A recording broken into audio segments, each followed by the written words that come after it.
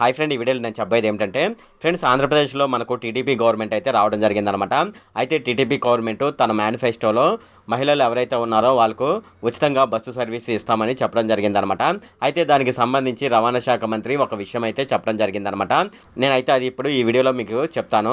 ఈ వీడియోలోకి వెళ్ళే ముందు నాదొక రిక్వెస్ట్ ఫ్రెండ్, అదేమిటంటే ఈ వీడియో కనుక మీకు నచ్చినట్లయితే ఇక్కడ కింద ఉన్న రెడ్ కలర్ సబ్స్క్రైబ్ బటన్ మీద అయితే ప్రెస్ చేయండి. ఇలా మీరు రెడ్ కలర్ సబ్స్క్రైబ్ బటన్ మీద ప్రెస్ చేయడం వల్ల నేను చేసిన ప్రతి ఇన్ఫర్మేషన్ వీడియో అనేది అందరికంటే ముందు అప్డేట్ రూపంలో మీ మొబైల్కి అయితే చేరిపోతుంది. ఇప్పుడు మనం వీడియోలోకి అయితే వెళ్ళిపోదాం.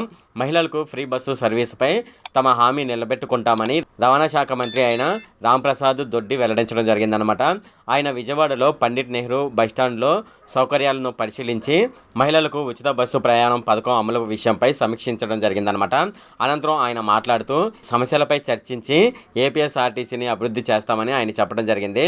అంతేకాకుండా మహిళలకు ఫ్రీ బస్సు సర్వీస్ అంటూ ఏదో ఒక బస్సులో సర్వీస్ మాత్రమే కాకుండా అన్ని మంచి బస్సులు ఇస్తామని ఆయన అయితే చెప్పడం జరిగిందనమాట.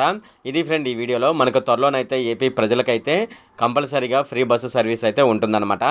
ఇది ఫ్రెండ్ ఈ వీడియోలో. ఫ్రెండ్, ఈ వీడియో కనుక మీకు నచ్చినట్లయితే ఇక్కడ క్రింద ఉన్న రెడ్ కలర్ సబ్స్క్రైబ్ బటన్ మీద అయితే ప్రెస్ చేయండి. అలాగే ఈ వీడియోని మీ ఫ్రెండ్స్ అండ్ ఫ్యామిలీ మెంబర్స్కి అయితే షేర్ చేయండి. అలాగే ఈ వీడియో సంబంధించి ఏమైనా కామెంట్లు ఉన్నాయి అనుకోండి, నాకు తప్పనిసరిగా క్రింద ఉన్న కామెంట్ సెక్షన్లో అయితే తెలియజేయండి. ఈ వీడియో అంతే friend. Okay, thank you friend.